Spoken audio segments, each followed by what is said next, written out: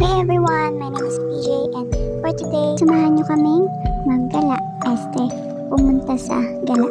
So first thing is, ito nga, pumunta kami sa old friend ni Bob. Bob is from Chicago.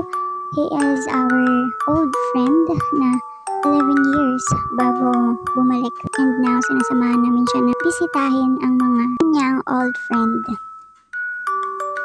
So now, pupunta kami ng San Pablo Castillejos kasama namin si Maki and ang aking Papa Omar. And syempre ako, ang pinakamaganda. Yan, nakikita nyo na andyan na kami sa location namin, which is San Pablo Castillejos. Kita nyo na sobrang tangkad talaga ng pinsan ko. And by the way guys, 12 years old pa lang yan. And I'm 20 years old. Diba, makikita nyo talaga alagang alaga. And syempre, kaya ko yan sa kalin kahit ganyan yan. At ayan nga po ang aking napakagwapong papa and si Bob. Then after naman, bumalik na kami sa sasakyan. So ngayon, pupunta naman kami ng Subic para mamili ng aming lunch. Ang aming uulamin ay inihaw na bangus. So syempre, kapag Pinoy, mahilig magkamay. Kaya pagkakamayin natin si Bob, pag-uwi ng bahay. After naman namin mamili ng bangus, dumiretso muna kami ng Walter Mart para paglaruin si Bob kasi syempre gusto rin siya makabanding nila Papa and ang kanyang inaanak na si Maki. So ayan, inaalok niya ako na mag-shoot. Syempre ako naman mabait. Sige, shoot. Oh, ayan, oh. Ante, inagawan mo pa. Pero syempre mabait yan si Bob. Nakikipis bomb siya sa mga bata. Yan, maglalaro pa daw siya. Ayan ako. Ang ganda ko talaga. Ante ko. Ang ganda mo. Ayan, puro shooting lang siya. Pinapanood siya ni Papa ko and si Maki. Talagang nag-e-enjoy sila. So, enjoy lang. And pinapanood yan siya ng mga bata sa gilid.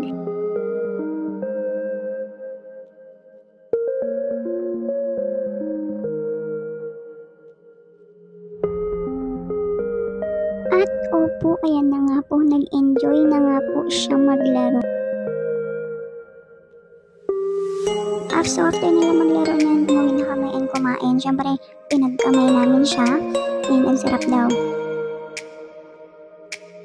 And after kumain, pumunta na kami ng gala. So ayan, makikita niyo kami nadulas. Opo, nadulas po si paring Omar. Yan, tao pa ako ng tao din. Nadulas kasi talaga siya. And tingnan niyo naman yung kasama namin, mas alam niya pa kung saan siya dadaan, Nakalain niyo yun, 11 years lang wala. Alam niyo kung saan siya apak. 3 years kasi siyang sa bundok talaga nanirahan. At sila ang mga kasama niyang nanirahan dyan sa bundok. Kaya syempre, ang malaki-laki ng hindi ni nanay. Hindi napasok na siya dyan kasi syempre umuulan ito yung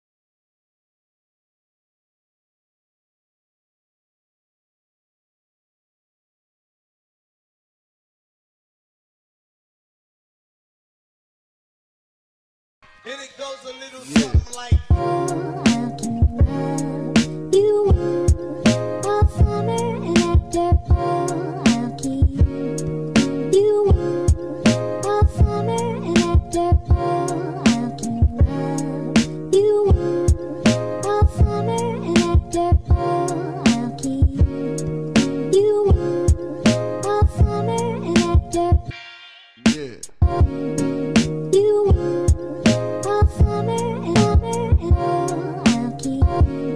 Aba, makikita niyo po ang babaeng nakaapak ng tae. At ayan, sabi ni Papa ko, isaw-saw ko daw dyan. Talaga naman. Inausaw ko nga, very good girl. Inausaw ko ay nagkabutik lang din. Pumunta kami dyan naman sa friend ni Papa ko. para ma-wash ko ang mga eat.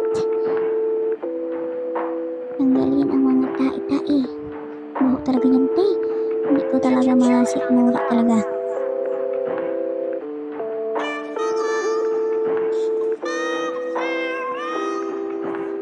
Thank you po. Napakabait niyo po. Tapos naman yan, okay na ako.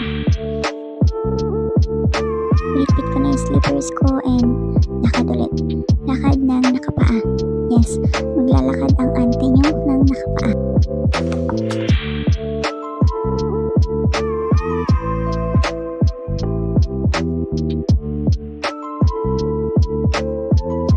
Nakita ni Bob ang kanyang nag-aalala sa kanya. Yan, very sweet talaga. At sobrang miss niya daw talaga si Bob. Ito ang sabi niya nung nakita niya si Bob, ito daw yung paboritong kainin ni Bob.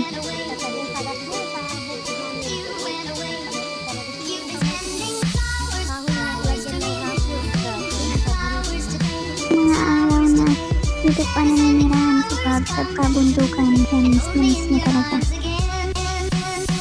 Dito naman, aakyat tayo sa napakadulas na putik. At sinabi niya na doon daw dumaan at bahala na ako. Diba? By the way, dyan ako nag-photoshoot ng ibang birthday ko.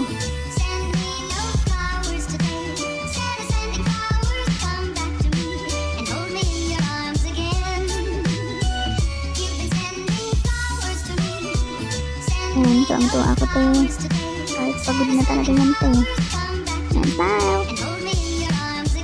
Baba naman kami doon sa hagdan dahil pupunta daw kami sa grotto kung saan andun si Mama Mary. Nauuna pa siya talaga. Mas alam niya pa talaga tayo sa amin.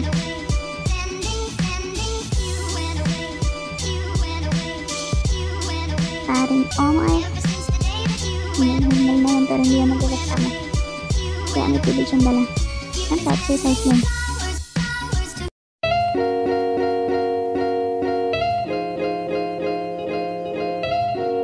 So after namin pumunta kay Mama Mary, bababa niya para pumunta saan?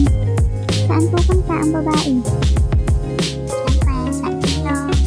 Hindi, ang sarap nang magsawsaw-saw dyan sa ilog. Ay! Diyan ang spot talaga na hindi ko malilimutan. Oo.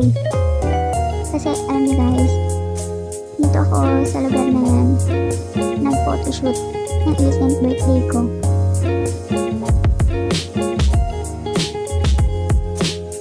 Diyan, anak ko binitin. Kung makikita yung pictures ko,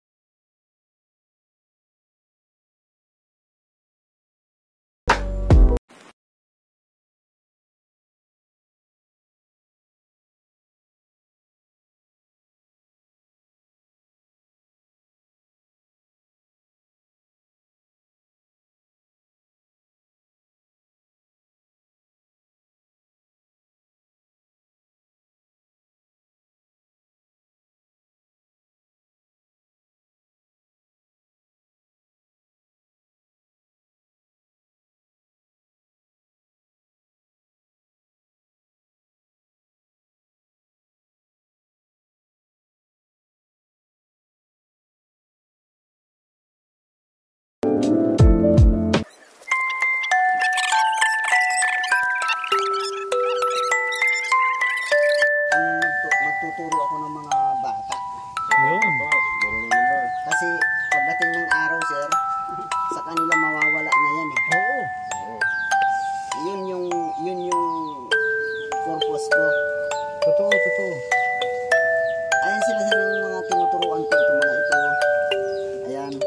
Yan. Naprotektahan niya anak niya. Hindi sa pagkakatahan? Ha? May isa pa? Na? Hindi, di siya naman. Pag-isang tutun. Hindi ka yan?